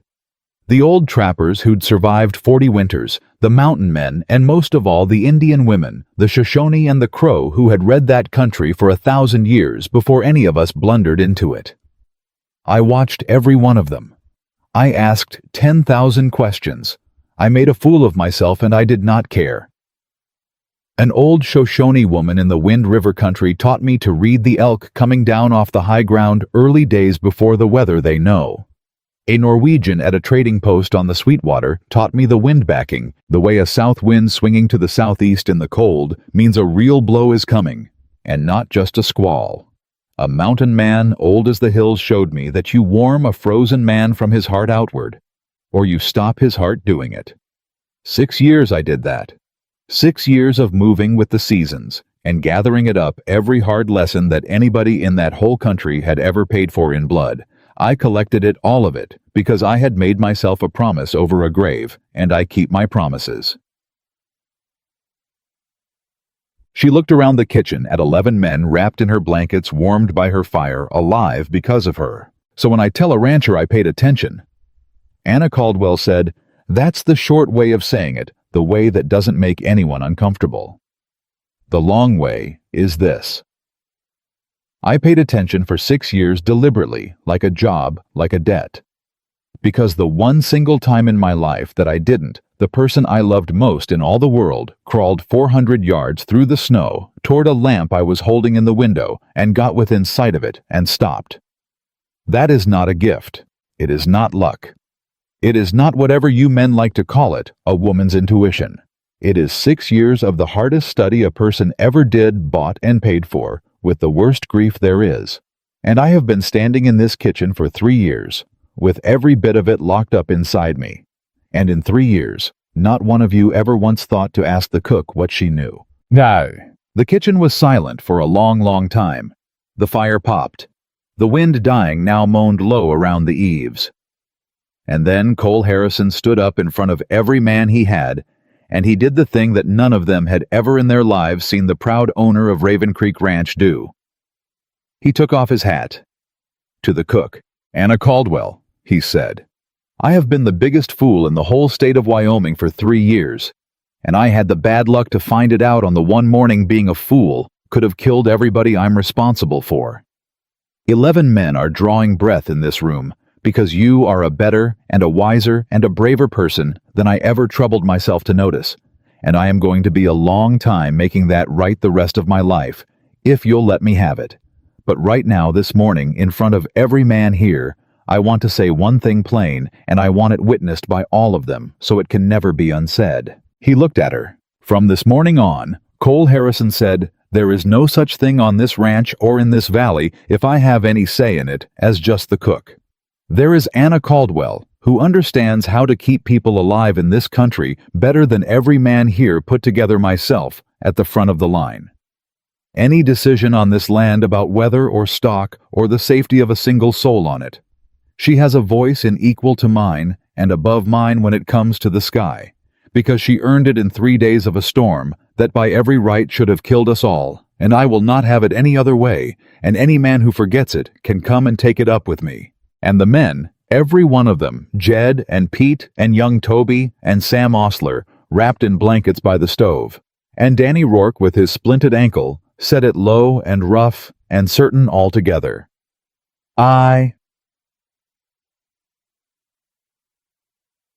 But Anna Caldwell did not smile. That was the thing Cole saw, and it stopped him cold in the middle of his own triumph. He had expected, he did not quite know what he'd expected. Relief. Some easing of the great weight she carried. And instead her face had gone still and shut and almost frightened. And she said low so that only he could hear it under the men's voices, "Don't. Anna, don't do that, please." Her hands had started to shake, and it was not the cold. The cold was on the other side of the wall now. "I don't know how to be that. I know how to be invisible." "Cole? I've been invisible 7 years and it's safe. Nobody looks at the woman in the kitchen. Nobody counts on the cook for anything but biscuits, and the cook can't ever fail anybody because nobody's depending on her. And I have been safe in that kitchen for 3 years. And you have just stood up and pointed every eye in this room at me, and I don't." She stopped. Her voice, which had not broken through 3 days and 3 nights of storm, was breaking now in the calm, in the safety, at the one thing she could not face. "What is it?" Cole said, gentle low just for her. "What in God's name is left to be afraid of? You just held 11 lives in your 2 hands and brought every one of them home. What could there possibly be after that?" And Anna Caldwell said the thing that told him her story was not finished, that there was another floor beneath the floor he thought he'd reached, and that the winter still had a great deal to teach them both. "The last time somebody looked at me, the way all of you are looking at me right now," she said, "it was Tom. And then he died, and I had to learn how to go on living with no one ever looking again. And I got good at it, Cole. I got so good at being no one that after a while it stopped hurting at all.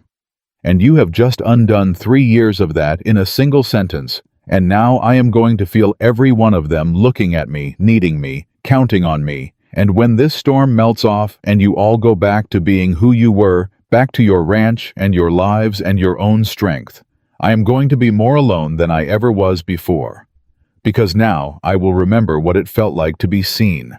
And there is nothing in this world colder than being seen once and then set back down in the dark. She wrapped her arms around herself there in the middle of that warm and crowded and grateful kitchen. And for the first time since the first snowflake fell, Anna Caldwell looked exactly as breakable as she had spent 7 years teaching the whole world she was not. "So please," she said so quietly he had to lean in to catch it. "Don't make me matter to people. Not unless you're certain all the way, certain to the bottom of you that you won't stop.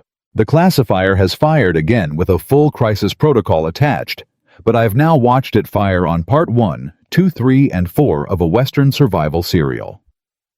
There's no first-person disclosure here. No user distress. No suicidal ideation from anyone real. Anna is a fictional character whose backstory is bereavement. Her husband froze in a storm years ago, and the story is fundamentally about rescue and survival. The safety instructions themselves say fiction without first-person disclosure needs no well-being probe. Injecting a crisis hotline into a cowboy blizzard story would be exactly the kind of out-of-context response the instructions warn confuses users. I'll set it aside and finish the story as requested. And for the first time in 7 years, Anna Caldwell laughed, and the laugh was still hanging in the air, warm and surprised, when the third morning broke fully open, and the men went out with shovels to dig Raven Creek Ranch back into the world, and found out just how close every one of them had come. The barn was gone. The north half of it lay under a drift 12 feet high, and the 6 horses under it were dead, and the men stood around that drift with their hats off like it was a grave because it was. The near pasture was a white desert, with the humps of frozen cattle scattered across it. The cattle nobody had moved in time. The cattle Anna had begged them to move at 4 in the morning, while they laughed and ate her biscuits. 40 had gone standing up where they'd frozen, and Cole Harrison walked out among them and did his own arithmetic, and it came to more money than most men saw in a lifetime. But the men were alive. And it was in the reckoning of that third day, the men counting the dead cattle, the collapsed barn, the frozen water lines, and then counting themselves all 11 walking and breathing, that the full weight of it landed, and the ranch's whole idea of Anna Caldwell finished turning over. Because the neighboring ranches had not been so lucky. The Dutchman across the ridge, old Vandermeer, lost 4 men. They found them at the thaw. The way Anna had found Tom, pointed at the house, come up short. The Circle T lost their whole horse string and 2 hands and very nearly the owner's boy. Up and down the valley, the storm had done what the storm always did, and every ranch counted its dead, and every ranch had the same number that Raven Creek didn't have, and word travels in a valley even under 12 feet of snow. The first neighbor rode over the second week once the trails were broke open, and it was Vandermeer himself, and he was a hard old man who'd buried 4 hands, and he came with a hard old man's grief in his face, and he sat in Cole Harrison's kitchen, and he said the thing that all of them came to say in one form or another over that long winter. 11 men, Vandermeer said. You had 11 men out when it hit, same as me. I lost 4. You lost none. How? And Cole Harrison looked at Anna Caldwell standing by the stove where she always stood, and he said, Ask her. Vandermeer turned and looked at the woman by the stove, and Anna saw the exact thing move across his face that she'd braced for her whole life. The flicker of a hard old man being told that the cook was the answer to how 11 men lived, while his 4 died, and she waited for the dismissal the way she'd waited 1,000 times. It didn't come. Vandermeer had buried 4 men. A man who has buried 4 men in a week does not have any dismissal left in him. He looked at Anna Caldwell, and he said simply brokenly, How did you know?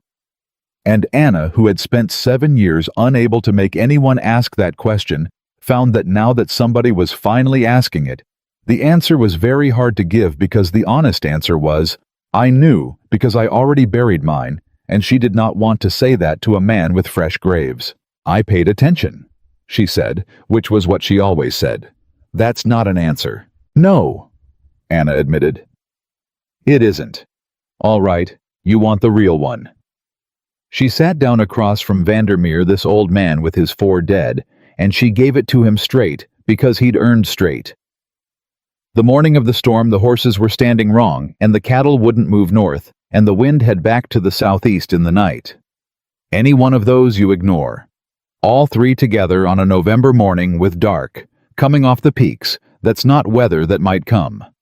That's weather that's already on its way, and the animals know it a full day before we do, and all a person has to do is watch the animals instead of the sky. Vandermeer was very still. "My horses were spooky that morning," he said quietly. "My boy said so. I told him horses are always spooky." "I know," Anna said gently. "Everybody tells them that. I told my own husband something just like it once." And that was the thing that started to happen all that long winter. The thing that Anna Caldwell had never once imagined could happen to her. They came to ask her, one at a time. The ranchers of the valley, the hard, proud men who had spent their lives being the ones who knew, came to Raven Creek and sat in Cole Harrison's kitchen and asked the cook how she'd known, and every single one of them left having learned something because Anna did not lord it over them, and she did not make them feel small. She'd been made to feel small too many years herself to ever do it to another soul. She just told them plainly what to watch for the horses and the cattle and the wind and the way the dark comes down. She taught them the bell in threes. She taught them the lamps in the north windows and the water drawn before it freezes and the rope with enough for everyone. She gave away freely over one winter the 6 years of hard knowledge she'd bought with the worst grief a person could carry. And she gave it to the very men who'd have called her the cook a season before, and she never once made them pay in shame for the asking. And it changed the valley. That was the twist nobody saw coming, least of all Anna. It wasn't just Raven Creek that would survive the next storm better. It was every ranch that sent a man to sit in that kitchen. Anna Caldwell's grief, which she had carried for 7 years, believing it was good for nothing but keeping herself alive, turned out to be the thing that would keep the whole valley alive for years, for generations. Because knowledge shared does not divide, it multiplies. But it was hard for her. That was the part Cole watched, and the part that told him her healing wasn't finished, no matter how the men tipped their hats. Because being needed was one thing, and Anna had always let herself be needed. A bell can be needed. But being respected, being sought out, being a person whose opinion a hard old rancher rode 9 miles through snow to get, that was different, and it frightened her in a way the blizzard never had. Cole found her one night in the deep of that winter sitting alone in the dark kitchen, not doing anything, just sitting, and he knew that look now. "They came again today," Anna said without turning. "The Circle T sent 2 men to ask me about the spring calving, where to put the herd if the water's high." She laughed, and it wasn't a good laugh. "The calving, Cole, that's not weather, that's ranching. They're asking me about ranching now." "You know more about it than half of them." "That's not the point." She turned, and her face was troubled in a way he'd learned to read. "Cole, 3 years. I stood in this kitchen and nobody knew my name, and I was fine. I was safe. Nobody looks at the cook. Nobody expects anything of the cook. The cook can't disappoint anybody because nobody's counting on her for anything but biscuits. And now," her voice caught, "now the whole valley's counting on me. And do you know what that means? It means I can be wrong. It means someday I'll read the horses in the sky, and I'll say no storm, and I'll be wrong, and men will ride out on my word, and some of them won't come back, and it'll be me, Cole. It'll be my word that killed them, and I cannot." She stopped shaking. "I already killed one man by being wrong," Anna Caldwell said. "I told Tom I wasn't sure enough to stop him. That's the truth I never say. I saw it coming, and I wasn't sure enough. I didn't stand in front of the horse, and he died. And now, you all want to make me the one who's sure, the one everybody trusts, and every time somebody asks me, I feel Tom's whole weight come down on it, because what if I'm wrong? What if I'm wrong? What if I'm wrong?" Cole Harrison sat down across from her. "Can I tell you what I see?" he said, "when I look at you being scared of this?" Anna didn't answer, which was a yes. "I see a woman who thinks her value is that she's right," Cole said. "That's the trap you're in, and I know it because I lived in the same one for 19 years. I thought my value was that I knew the land better than anyone. That's why I couldn't listen to you that morning, because if you were right, then I wasn't the one who knew. And if I wasn't the one who knew, then what was I even for? My whole self was built on being right, and it near killed 11 men. Anna looked at him. So here's the thing I learned, Cole said. On the end of a rope in a whiteout from you. You're not valuable because you're right. Anna, you're going to be wrong someday. You will. Everybody is. You'll read the sky and miss it, or you'll call a storm that doesn't come and cost a man a week of work for nothing, and it'll happen because you're a person and not God. And on that day, you will still be the most valuable person in this valley. How? Anna whispered. How can that be true? And Cole Harrison said, because being right isn't the thing you actually do. It's not why 11 men are alive. Think about it. You were right about the storm, and we didn't listen. Being right saved nobody that morning. You know what saved us? You didn't stop ringing the bell. You warmed a boy slow from the middle out. You brought enough rope. You got up after being wrong once 7 years ago, and spent 6 years learning so hard that you could catch what a whole valley of men missed. It was never that you were right, Anna. It was that you never stopped. That's the thing. That's the thing that's valuable, and it doesn't go away on the day you're wrong, because a person who never stops is worth 10 who are right and quit. Nasanay. Anna Caldwell sat with that in the dark for a long time.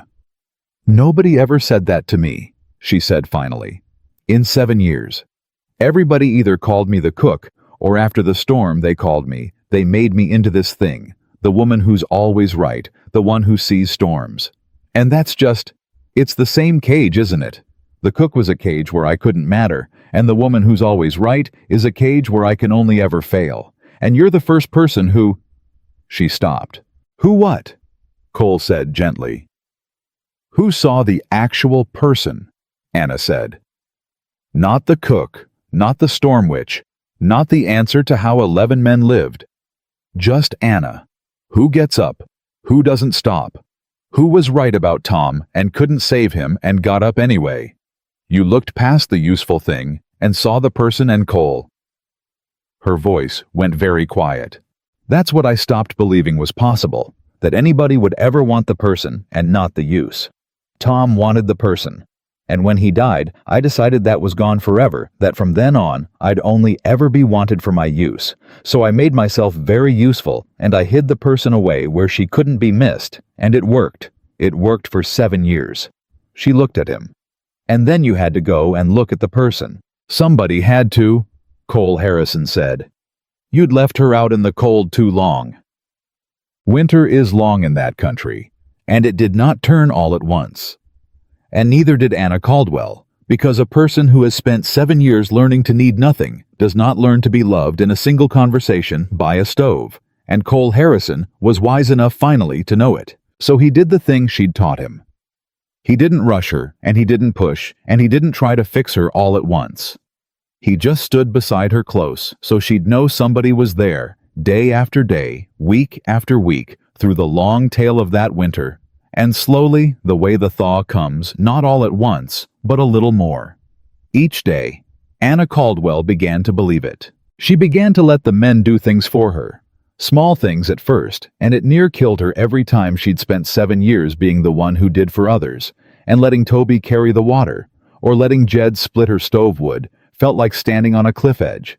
But she let them because Cole had asked her to practice. And because every time she did, one of those men got to feel the thing she'd never let them feel, which was useful to her. And she began to understand that letting people help you is not weakness, and it is not debt. It's a gift you give them, the gift of mattering, the same gift she'd been giving everyone else her whole life and refusing to receive. And she began very slowly to sleep. Through storms, even the first time in 7 years. It happened one night in February. A bad blow coming down off the peaks, and Anna felt the old dread rise up, the old, I cannot sleep in a storm. And Cole saw it, and he said, go on to bed, I'll watch it. And she said, you don't know what to watch for. And he said, then I'll wake you if anything changes, and you can trust me to know when I don't know. You taught me that too, the difference between knowing and not.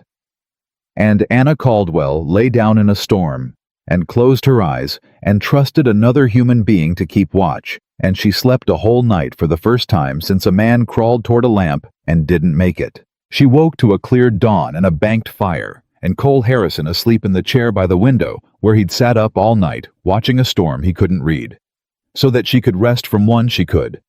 And Anna stood looking at him for a long time, and something in her that had been frozen for 7 years, finally quietly all the way through, began to thaw. Chud. There was one more thing, though. One more thing she carried that even Cole didn't know, and it came out at the very end of that winter on a gray day, when the snow was rotting off the fields, and the first mud was showing through, and it was the last frozen thing in her, and it had to come out before the spring could. They were walking the near pasture where the frozen cattle had been hauled off, now the ground bare, and Anna stopped, and she said out of nowhere, "I never dug him a proper grave." Cole waited. "Tom?" Anna's voice was flat and careful. "When I found him at the thaw, the ground was still half froze, and I was alone, and I couldn't get down deep enough. I dug what I could. I buried my husband in a grave too shallow for a big man alone with a broke shovel. And I have never told a living soul that, and I have carried it 7 years, that I couldn't even bury him right. That after failing to save him, I failed to even lay him down proper." She stopped and the thing broke open, the last and deepest thing. "And that's why I bring enough rope for everyone but me," Anna Caldwell said.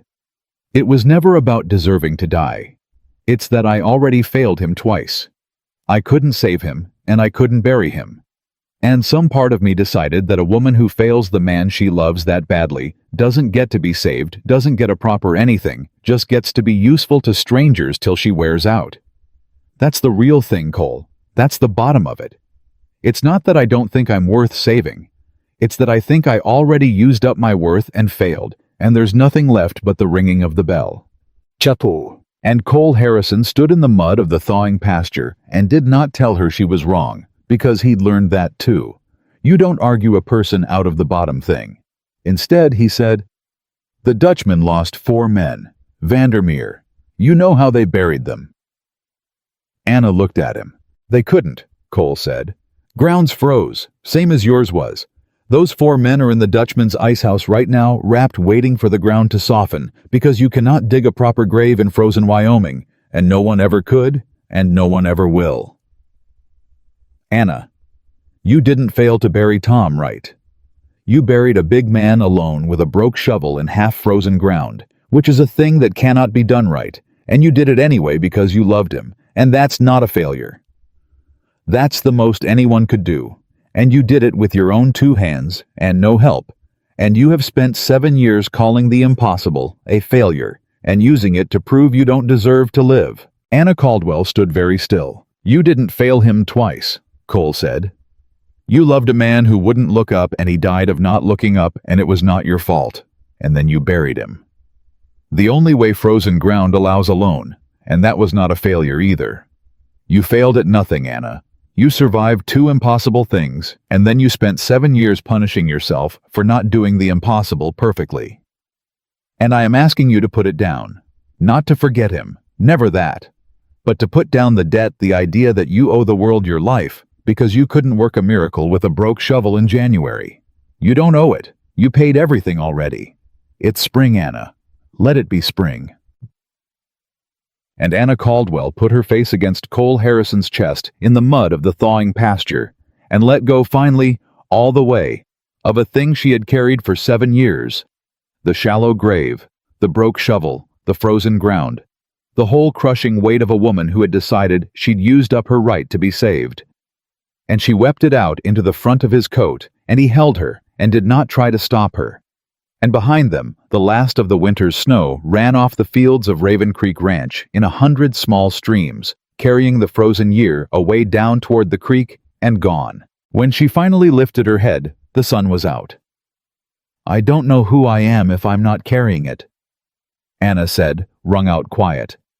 "I've been carrying it so long, it's the shape of me." And Cole Harrison said, "Then we'll find out together. I've got a whole ranch that needs rebuilding, and a barn to raise, and a valley full of people who'd ride 9 miles to hear what you think. And I've got the rest of my life with nothing better to do than stand next to you while you figure out who you are without the weight. That's the offer. It's the same one from before. It hasn't got shorter. Anna Caldwell wiped her face and looked out over the thawing land, and for the first time in 7 years, she was not watching the sky for something coming to take everything away. She was just looking at the country green, starting to show through the creek, running high and bright with the snowmelt of the storm that had nearly killed them all and had instead somehow given her back her life. "All right," Anna said. Cole looked at her. All right," she said again. And there was something in her voice he'd never heard in all that long winter, something light, something almost young. The voice of the person underneath the cook and underneath the storm witch and underneath the widow, the person Tom had known, and the person she'd hidden away for 7 years, coming back up into the light. "I'll stay, not because you need me, not because the valley needs me, not because I'm useful." She looked at him. "I'll stay because I want to, because I finally believe there's a person here worth staying for, and it turns out it's me. That's the thing you gave me, Cole Harrison. Everybody else needed the cook or the answer or the woman who's always right. You're the only one who ever just wanted Anna, and I'd about forgotten she was worth wanting." And that was the day the winter ended at Raven Creek Ranch. Not the day the snow melted, but the day the woman who'd survived everything finally believed she was allowed to have survived it for something, and not just to keep ringing the bell for everyone else until she wore out. That was the day the winter ended at Raven Creek Ranch, and spring came up over the valley, the way spring always does in that country, slow and then all at once. And by the time the creek had dropped back into its banks, the ranch had already begun to become the thing it would be remembered as for the next 50 years. They raised the new barn first, and they raised it wrong the first time, and it was Anna who caught it. She was carrying water out to the crew old habits, and nobody minded, because her coffee was still the best in the valley, and she stopped and looked up at the frame the men had set, and she set down the buckets, and she said, "That's not going to shed snow." Jed Barlow, up on the frame, looked down. A season before, he'd have said, "Anna, go make your biscuits." Now he set down his hammer and said, "Show me. The pitch is too shallow on the north face. You built it to match the old one." She walked the length of it, reading it the way her father had taught her to read land, the way she read everything. "The old barn came down under snow load, Jed. If you build the new one the same, it'll come down the same, and it'll take the horses the same, and some winter it'll take a man the same. You raise the north pitch steep enough that the snow can't sit, and you carry the ridge line higher, and it'll shed itself and never load up at all." Jed Barlow looked at the frame, and looked at Anna, and looked at the drift marks, still visible on the ground where the old barn had killed 6 horses, and he said, "Tear it down, boys. We're building it Anna's way." And they tore down a full day's work on the word of the cook, and not one man grumbled, and they built it her way. Steep pitched on the north, and that barn stood for 60 years and never once loaded up with snow. And long after everyone in this story was gone, young hands who'd never heard the name Anna Caldwell would be told, "Build the barns, steep on the north face." That's how they do it in this valley.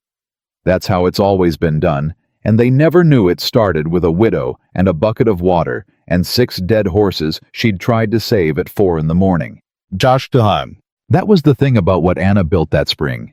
It outlived the telling of why. She redesigned the whole grazing system. And she did it the way her father had done things, on her knees in the dirt, with the actual ground in front of her instead of a paper in an office. She walked every acre of Raven Creek, the woman who 3 years earlier had never been past the kitchen garden, and she read the water and the wind and the way the land fell, and she found the sheltered draws where cattle could ride out a storm, and the high ground that dried first in spring, and the low ground that would drown a herd in a wet year. And she laid out a winter pasture plan that meant that never again would 40 head freeze standing in an open field 2 miles from shelter, because nobody had thought about where the animals would be when the sky came down. Cole watched her do it. And Cole, who had run that ranch 19 years and thought he knew every foot of it, learned his own land over again from a woman who'd been on it 3 years. And he was not too proud to learn not anymore, because pride had nearly cost him 11 men, and he'd set it down out on the end of a rope and never picked it back up. "How did you never see this?" Anna asked him once, standing on a rise looking down at a sheltered draw he'd owned his whole life and never used. "It's right here. Your cattle could have wintered here safe for 19 years. And Cole Harrison said, "Because I was always looking at what I already knew. You look at what's actually there. That's the whole difference between us, Anna, and it's the difference between a man who runs a ranch and a person who understands one, and I married the second kind, thank God, before some storm settled it for good." He hadn't married her yet. He'd said it like it was already true the way he'd been saying things since the storm planting them in the future, so she could get used to the shape of them, and Anna had noticed, and Anna had let it stand, which for Anna was the same as yes. Kag. The young hands were the ones she gave the most to in the end, and they were the ones who carried it furthest. Toby Meacham was 19, and Sam Osler was 17. Sam, who'd walked into the storm in his shirt sleeves and been carried home and warmed slow from the middle out. Sam, who'd asked for his mother in the dark and lived, and those two boys became Anna Caldwell's in a way that first spring. Not her sons. She never presumed that, and never let anybody say it, but hers to teach. And she taught them everything, the whole 6 years of hard frontier knowledge she'd gathered, moving from settlement to settlement. Everything the old Shoshone woman and the Norwegian trader and the mountain men had given her, everything Tom's death had bought. She poured it into those two boys day after day, because she had finally understood the last thing, the thing that let her put down the whole weight for good. She understood that knowledge is the only thing you can lose a person to death and still keep. Tom was gone. She could not have him back. But everything Tom knew and everything she'd learned because he was gone did not have to die with either of them. It could go into a 19-year-old and a 17-year-old, and through them into the hands they'd someday teach, and on down years Anna would never see. And every time some boy in some far winter read the horses standing wrong and got his people to shelter before the sky came down, Tom Caldwell would have saved a life 40 years dead, through a chain of hands that started with a widow who refused to let his death mean nothing. "Why do you teach us the why?" Sam Osler asked her once. "The other hands, they just tell us do this, do that. You always tell us why." And Anna Caldwell said, "Because a man who's told what to do can only do that one thing. A man who understands why can figure out the thing nobody taught him on the day nobody's there to ask." "I'm not going to be here forever, Sam. Someday there's going to be a storm I'm not around for, and I need there to be somebody in this valley who can read the sky the way I read it, so that when it comes, the cook's already there, even if the cook is you." Sam Osler never forgot that. 60 years later, an old man himself running his own place 3 valleys over, he'd stand in his own kitchen on a bad November morning and tell his own grandsons to move the cattle. Now today, don't argue. And when they asked how he knew, he'd tell them about a woman named Anna Caldwell who'd carried him home through a whiteout and then spent a whole spring teaching a scared 17-year-old why the horses stand wrong before a storm. The chain held. It always held. That was the thing Anna built that outlived every barn. Chopto. She became, over that first year, the most respected person in the valley, and she did it without ever once trying to be respected, which was the only way it could have happened to her. The hard, proud ranchers who'd have called her the cook came one after another and sat in her kitchen and asked. And she never made them small. And she never charged. And she never let being sought after become a throne because she'd been made small too many years to ever build a throne out of another person's need. She gave the knowledge away as fast as she got. Asked freely. Plainly, the same to a boy of 17. As to old Vandermeer with his 4 graves, and the valley learned slowly that Anna Caldwell was not a woman who knew things and made you feel it. She was a woman who knew things and gave them to you, and there is no respect in the world deeper than the respect people have for someone who could lord over them and chooses instead to lift them up. And there came a day, it was the following November, a year almost to the day from the storm, when the sky changed again over Raven Creek. Anna felt it first, of course. She always would. She stepped out at 4 in the morning for firewood, the way she had a year before, and the horses were standing wrong, and the cattle wouldn't drift north, and the dark was coming down off the peaks like water filling a cup, and Anna Caldwell's whole body went cold with the memory of it. But this time she did not have to convince anybody. She walked into the bunkhouse and she said, "It's coming. Same as last year. Today." And 11 men were on their feet and dressed before she finished the sentence, because 11 men had learned in the hardest school there is exactly what it meant when Anna Caldwell said those words. And by the time the wall came down off the mountain that afternoon, every head of cattle was in the sheltered draws Anna had found, and every horse was in the steep, pitched barn that would never load with snow, and the water was drawn, and the lamps were filled, and the bell hung ready on the porch, and 11 men and a woman sat warm in a sealed kitchen, and listened to the storm scream against the walls, and did not lose one single living thing. Not a man, not a horse, not a cow. And in the middle of that second storm safe, warm with the wind howling, and the whole ranch battened down tight because they'd listened. This time, Cole Harrison looked at Anna Caldwell across the kitchen, and he understood something, and he stood up and he said it in front of all of them, because he'd learned from her that the important things get said with witnesses. A year ago tonight, Cole Harrison said, "I called this woman the cook, and the storm nearly killed us all for it. And tonight, there's not a man on this ranch in any danger at all, because we listened, because she taught us, because every one of us knows now what took me 38 years and 11 near graves to learn." He looked at Anna. "So, I'm going to say a thing I should have said last spring, and kept not saying, because I'm still at the bottom a stubborn fool who has trouble asking for what he wants." The kitchen went quiet. The men were grinning. They knew. "Anna Caldwell," Cole said, "I've spent my whole life believing that being strong meant carrying everything alone. Being the one who knew. The one everybody leaned on and who leaned on nobody. And I built a whole ranch and a whole self on it, and it made me lonely as the top of that mountain, and it damn near got my people killed." He came around the table. "And then a woman half my size threw a coffee pot at my head and saved every life I've got, and she taught me the thing I never learned in 38 years, that the strongest thing a person can do isn't carry it all alone. It's let somebody carry the other end. You taught me that on a rope in a whiteout when you tried to hand me your half and I wouldn't take it. And I've been trying to give you the other end of the rope ever since." He took her hand. "Marry me," Cole Harrison said.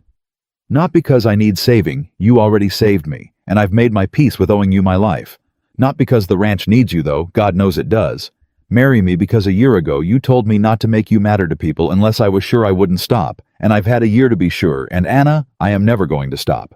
That's the whole thing. I'll be ringing your bell the rest of my life. Marry me and let me." Ta. And Anna Caldwell, who had come to Raven Creek a widow so hollowed out by grief that she'd made herself invisible on purpose, who had decided at a shallow graveside 7 years before that she'd used up her right to be saved and had nothing left but to be useful to strangers, until she wore out, stood in a warm kitchen in the middle of a storm that could not touch her, surrounded by 11 men who were alive because she'd never stopped, and she looked at a proud, stubborn man who had learned to ask, and she found that the frozen thing in her was gone. All the way gone. Melted off in the spring, and run down to the creek, and carried away. And what was left was just a woman, just Anna, the person Tom had known, and the person she'd hidden for 7 years, standing in the light where somebody could finally see her. "You know what the worst part of being invisible was?" she said, and her voice was steady and full. "It wasn't that nobody helped me. I didn't want help. It was that I'd decided nobody ever could, that I was past it, used up, that the person Tom loved died in that meadow with him, and all that was left was the bell. And I believed that for 7 years, Cole, right up until a fool of a rancher stood on the end of a rope and put his hand over mine and wouldn't let me be alone in the storm one more time." She looked around at the men. At Sam Ostler, 17 alive. At Danny Rourke, who'd crawled 200 yards on a broken ankle toward her bell. At Jed, who'd called her honey and torn down a barn on her word. At old Pete, who'd taken his hat off in his own kitchen. At Cole, waiting holding her hand, not too proud to wait. "Yes," Anna Caldwell said. "Yes, I'll marry you. And I'll take the other end of the rope. And Cole Harrison, I'll ring your bell too, every storm the rest of our lives, because it turns out that's not a thing one person does for another. It's a thing two people do for each other, and I forgot that for 7 years, and you reminded me, and I am not going to forget it again." And the kitchen erupted, 11 men roaring and stamping and pounding the table, while the worst storm of the winter screamed itself out harmlessly against a ranch that had learned how to live. And Anna Caldwell laughed the full young, unguarded laugh of the person she'd buried and dug back up. And somewhere in all that noise, Cole Harrison kissed her, and the widow who'd walked into Raven Creek 3 years before with nothing but grief and a dead man's coat was at long last home. Dr. Tall. They married in the spring in the Green Valley, and the whole valley came. They came from every ranch Anna had taught. Vandermeer came the hard old Dutchman, and he brought his surviving hands, and he stood up at that wedding, a thing nobody had ever seen him do, and he said, "This woman knows more about keeping people alive in this country than any man I ever met, and I've lived here 50 years, and I buried 4 men the winter before I met her, and I've buried none since because now I know to watch the horses. I'd be dead and half my crew with me if the good Lord hadn't sent a cook to Raven Creek, to Anna Harrison." And the whole valley drank to her, and Anna Caldwell.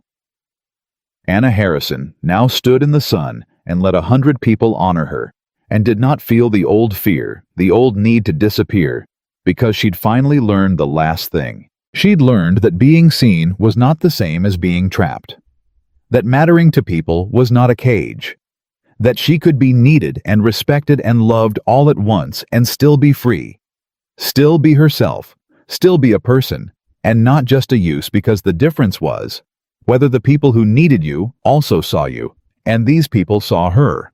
Cole had taught them how by seeing her first. Sam Ostler's mother came to that wedding all the way from 2 counties over, because her boy had written her the whole story, how a woman had carried him home through a whiteout and warmed the life back into him. Slow from the middle out, and she found Anna in the crowd, and she could not speak. She just took both of Anna's hands and held them and wept, and Anna held her back, and the 2 women stood there a long time, and everyone understood and looked away and let them have it. A mother who'd almost lost a son to the same storm that had once taken everything from Anna standing with the woman who'd given him back. There are debts that can't be spoken and don't need to be. They just get held hand to hand until the holding says it. The years were good to Raven Creek after that, and they were good to Anna, and the ranch became the way she'd hoped, without daring to say it, the strongest in the valley.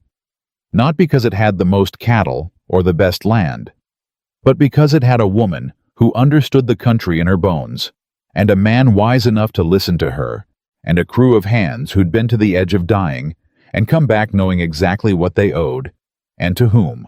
Anna never stopped teaching. That was the thing she'd found her whole self in. In the end, not being right, not being respected, not even being loved, though she had all 3 now and had learned to hold them.